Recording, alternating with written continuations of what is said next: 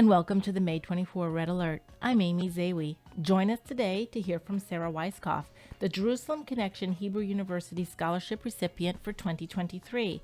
Sarah sends us a message directly from the Holy Land, sharing her joy and gratitude for the opportunity to immerse herself in the land and all its people. What better way to combat antisemitism than to share God's love for the people in the land? Join us in helping the next generation find a personal passion for praying for the peace of Jerusalem and blessing Israel. Let us give the next generation a lifelong pursuit of truth and vision for the land and people of Israel through God's perspective. Let us replace anti-Semitism and anti-Zionism's viral hate with the contagious love of God. Hi, my name is Sarah Weiskopf, and I've been living in Israel for the past 4 months thanks to the Jerusalem Connection. Right now, I'm standing in front of the Sea of Galilee. Me and my friend just hiked about 40 miles to get here. Roughly about 65 kilometers will be the total by the end of our hike. And I'm super excited because I wouldn't be able to be here without the generosity of the Jerusalem Connection. First question, what have you learned or observed by being a full-time college student in Israel that you might never have if you were there simply on a tour-type visit? Well, on a tour to Israel, which is incredible, I had 10 days on my first tour before I came to Israel, and you really get to see all the fun, exciting tourist places, which is amazing. You get to walk where Jesus walked, go to the Sea of Galilee, go see where the crucifixion happened, and it's incredible. And we got to sit down with some people and have a Shabbat dinner, but I think really getting to live in Israel, I get to have real-life conversations with real people.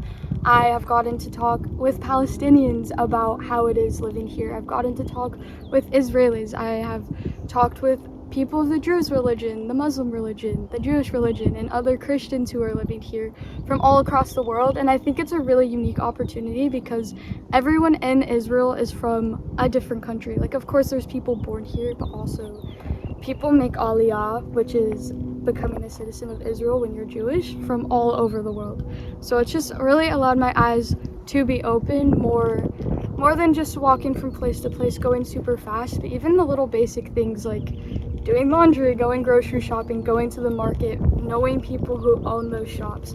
I would say that is really the difference. What is it like to live in Israel? What is it like to live in Israel? It is absolutely amazing. I love it here.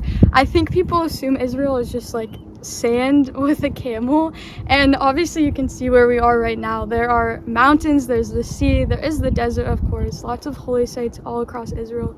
It's so beautiful, and it's amazing because it's not just one culture in one place. Like, there are numerous different religions here, lots of different backgrounds, people from all across the world, like I said before, so you really get to interact with a lot of different cultures being in Israel, not just one specific culture, and that just makes it really unique. Being there at the 75th anniversary of Israel's modern nationhood, what is the vibe like? How are people celebrating? What are the various activities or conversations you engage in on the topic? Yes, so Israel just had their 75th anniversary, which was super fun. I was in Jerusalem during the 75th anniversary. Me and my friends, we dressed up and we went out for the night. It was super fun. The streets were crowded with lots of people. People were dancing, they were waving flags around. We got to go to a bunch of free concerts where there were Israeli music artists who were singing really fun songs, lots of food, lots of just partying on the street. They closed down the light rail and public transportation and everything so that this one street is just full of lots of people in city center.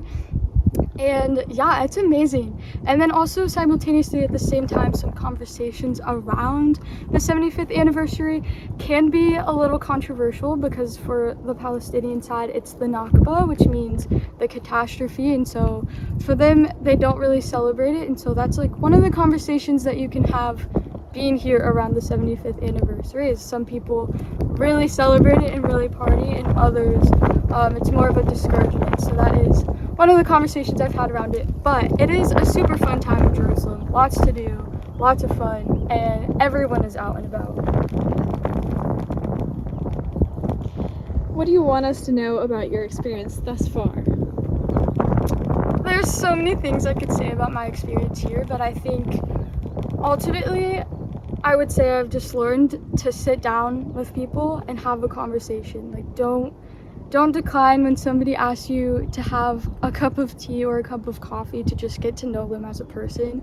I think Israel's very much relationship oriented, and so it is just the coolest and sweetest time to be able to sit down with people. Even on the way here, my friend and I who are hiking right now, we got to sit down with a Druze family and they cooked us some meat after hours of hiking, and it just was so precious to get to meet their family, even with language barriers. Like, they're speaking Arabic and some Hebrew, and we still just got to laugh together. Like, even if we don't speak the same language, laughter is universal. So that's just been incredible. How do you anticipate the semester of living and learning in Israel will affect you once you come home / are back in the US? I definitely think, like what I was just saying, America is we're very time oriented. Like, we need to get to this place.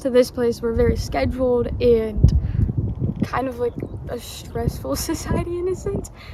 Israel is very much relationship oriented, and so even when you go to the store, like, you go to one store, you go to the market, you go to your friend's shop, and in America it's like we have Walmart and Target and all of these big stores. They don't really have that here, so it's very much relationship oriented, and I want to focus more on that, just getting to know people instead of going through the self-checkout line, trying to do things all on my own, but actually relying on the community and getting to know people deeply. Thank you so much.